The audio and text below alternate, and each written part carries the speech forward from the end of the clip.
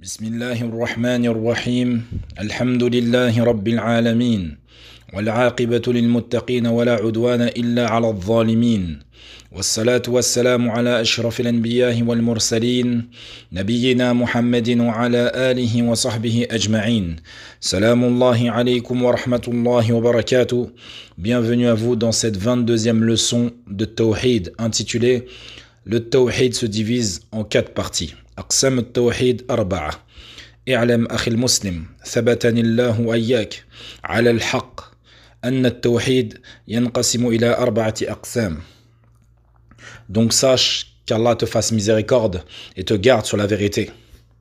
Shir nous dit que le tawhid se divise en 4 catégories. Et il parle là du mot tawhid dans son sens général. Car il ne parle pas seulement du tawhid d'Allah Azza wa Jal, mais il englobe le tawhid dans toute chose. C'est-à-dire, dans notre adoration qui doit être vouée à Allah Azza wa Jal, le fait de reconnaître qu'il est lui le Seigneur bil haqq, et également l'unicité qu'il a dans ses noms et ses attributs. Mais nous rajoutons en 4e qu'il y a cette signification de tawhid qui est le tawhid al-mutaba'a, le tawhid dans l'unicité du fait de la conformité à la sunna de notre prophète bien-aimé, salawatullahi wa salamun alayhi. Et donc, ce tawhid, ce 4e tawhid, que Shir n'a pas voulu mettre individuellement, il l'a intégré au tawhid d'Allah Azza wa Jal. Donc, le tawhid qui évolue ici, c'est le sens général du nom tawhid. Donc, il y a le tawhid al-rububiyya, tawhid al-uluhiyya, tawhid al-asma'i wa sifat, et pour finir, tawhid al-mutaba'a. Donc le tawhid dans la seigneurie d'Allah, qui est al-rububiyya. Puis, il y a l'unicité dans l'adoration, qui est l'uluhiyya. Et également, il y a tawhid dans les noms et attributs d'Allah Azza wa Jal. Et pour finir, le tawhid dans la conformité à la sunna de notre prophète bien-aimé, salawatullahi wa salamun alayhi. Eh bien ici, certains peuvent se dire, mais pourquoi toujours parler de tawhid? Ça peut être redondant. Certains peuvent avoir ce sentiment. Mais, walillahi alhamd, comme nous disent les ulama, le tawhid, c'est la chose la plus importante pour laquelle l'être humain, l'humanité, a été créé. Et c'est pour cela qu'il y a énormément d'ouvrages qui ont été édités, qui ont été écrits sur le tawhid. Et dans les cours de religion, dans toutes les matières que tu peux faire, il sera toujours évoqué ce tawhid. Car si tu complètes ta vie de tawhid, si tu es parfaitement accroché au tawhid, tu pourras peut-être finir au paradis. Et si tu es négligent envers ce tawhid, que tu n'en connais ni le début ni sa fin, tu feras peut-être partie des gens de l'enfer. Pire, si tu ne t'y accroches pas et que tu es négligent envers ce tawhid et que tu ne le pratiques pas, tu finiras en enfer. La shak wa la raib. Il n'y a aucun doute là-dessus. Que c'est lui qui s'y accroche fermement et qui le pratique, Allah lui a promis le paradis.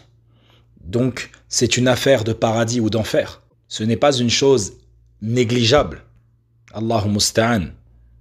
Et effectivement, à cela, nous rajoutons qu'il n'y a pas un tasbih, un tahlil, un tahmid, un takbir, si il n'est pas fait avec sincérité dans l'unicité d'Allah Azza wa Jal, que ça soit un jeûne, une prière, une umrah, une sadaqa qui n'est pas faite pour Allah Azza wa Jal, qui n'est pas faite dans son unicité, sache que cette action qui est faite ne te servira à rien le jour de la résurrection. Elle n'aura aucune valeur auprès d'Allah.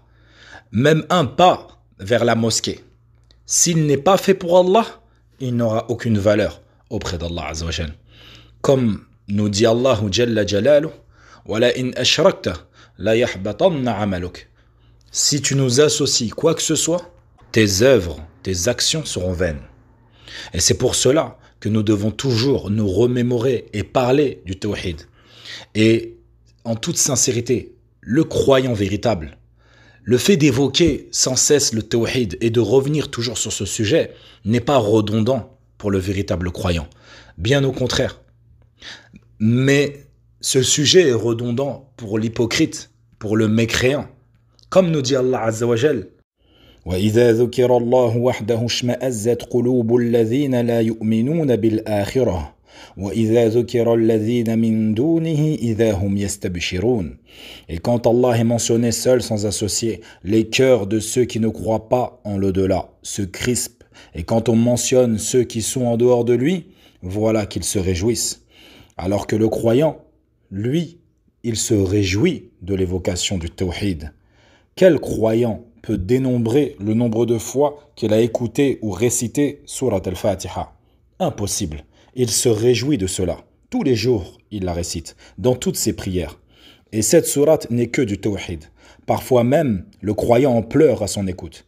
Et subhanallah, observez vous-même combien de fois l'imam récite Surat al-Fatiha lors du tarawih et on ne s'en lasse jamais. Alors que si nous comparions cela à une toute autre évocation de toute autre chose, que ce soit une histoire, une sagesse évoquée, un poème, à force de l'écouter et de le répéter, on s'en lasserait. Alors que avec le Coran, on ne s'en lasse jamais. Personne ne peut avoir cette saveur à part à travers le Coran. Et pourquoi cela? Car Surat al-Fatiha, le Coran, c'est la parole d'Allah Azza wa Jal.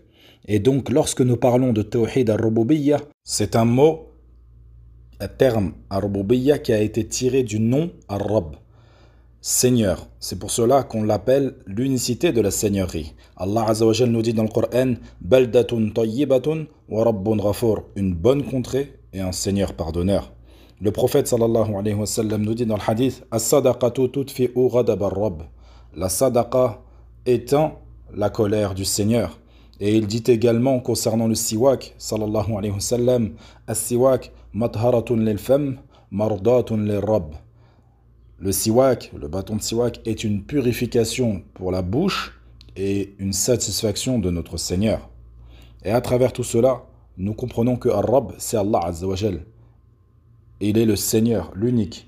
Et le tawhid de la Seigneurie, c'est le fait de reconnaître l'unicité d'Allah dans tout ce que Allah Azza wa Jal fait. Et il est le seul à pouvoir faire. Il est lui le créateur de toutes choses. Il est le seul détenteur de toutes choses.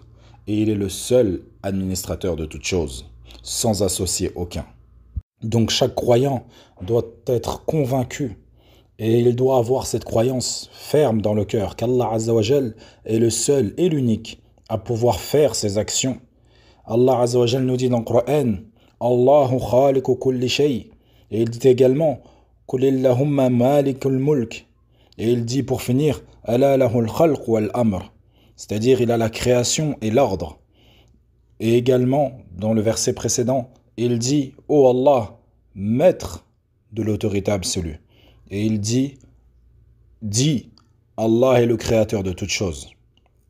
Et malgré qu'un croyant, s'il avait la foi en cette rububiyyah, seulement sans avoir la foi au reste, il ne serait pas véritablement croyant. C'est-à-dire s'il avait la foi en la seigneurie, mais il n'aurait pas la foi en la uluhiyya, qui est l'adoration d'Allah. C'est-à-dire de rendre exclusive son adoration à Allah Azza wa Jal. Il ne serait pas véritablement croyant. Donc je répète mon affirmation. Quiconque aurait une véritable foi, ancrée dans son cœur, au fait qu'Allah Azza wa Jal est le détenteur de toutes ses actions, qu'il est le seul à créer, qu'il est le seul à administrer, qu'il est le maître de toutes choses, et qui aurait une foi ferme sur cela, sans rien d'autre. Il n'aurait pas de foi ferme quant au fait qu'il est lui le seul qui mérite l'adoration. Est-ce que nous le considérerions comme musulman? Est-ce qu'il serait véritablement musulman? Kalla, abadan. Il ne serait pas véritablement croyant. Cette croyance ne lui suffirait pas. Comme nous dit Cheikh Salih al-Uthaymin rahimahullah, wajibun la yatimmu bihi al-wajib. C'est une obligation parmi d'autres obligations. Donc de ce fait, quiconque se contentera d'avoir la foi au tawhid ar-rububiyya seulement, sans avoir la foi en sa uluhiyya, en son adoration, ne sera pas véritablement croyant.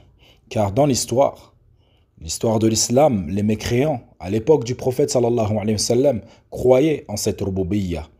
Ils avaient une foi en cette rububiyya. Ils savaient qu'Allah était le créateur de toutes choses, le maître absolu. Ils savaient que c'était lui l'administrateur. Allah ne dit-il pas les concernant dans le Coran: وَلَئِنْ سَأَلْتَهُمْ مَنْ خَلَقَ السَّمَاوَاتِ وَالْأَرْضَ وَسَخَّرَ الشَّمْسَ وَالْقَمَرَ لَيَقُولُنَّ اللَّهُ فَأَنَّى يُؤْفَكُونَ. Et il dit aussi dans le Coran: وَلَئِنْ سَأَلْتَهُمْ مَنْ نَزَّلَ مِنَ السَّمَاءِ مَاءً فَأَحْيَا بِهِ الْأَرْضَ مِنْ بَعْدِ مَوْتِهَا لَيَقُولُنَّ اللَّهُ قُلِ الْحَمْدُ لِلَّهِ بَلْ أَكْثَرُهُمْ لَا يَعْقِلُونَ. Et il dit aussi: وَلَئِنْ سَأَلْتَهُمْ مَنْ خَلَقَ السَّمَاوَاتِ وَالْأَرْضَ لَيَقُولُنَّ خَلَقَهُنَّ الْعَزِيزُ الْعَلِيمُ. Et il dit aussi dans sourate Az-Zukhruf: وَلَئِنْ سَأَلْتَهُمْ مَنْ خَلَقَهُمْ لَيَقُولُنَّ اللَّهُ فَأَنَّى يُؤْفَكُونَ. À travers ces versets, Allah nous met en évidence que si le prophète leur avait posé la question: qui est-ce qui vous a créé? Qui est-ce qui a créé les cieux? Qui est-ce qui a créé la terre? Qui vous a créé, vous, être humain? Qui est-ce qui a fait descendre cette eau par laquelle vous pouvez en disposer et qui vous permet de faire de l'agriculture? Ils diraient tous: certes, c'est Allah. Et c'est cela, la croyance et l'unicité dans la rububiyya. Mais nous précisons que cela ne veut pas dire qu'ils ne faisaient pas de shirkiyat dans la rububiyya. Ils avaient cette croyance, mais ils associaient Allah Azzawajal dans la rububiyya. Et également encore plus dans la uluhiyya. Allah Azzawajal ne dit-il pas dans le Coran: أَفَمَنْ يَخْلُقْ كَمَنْ لَا يَخْلُقْ?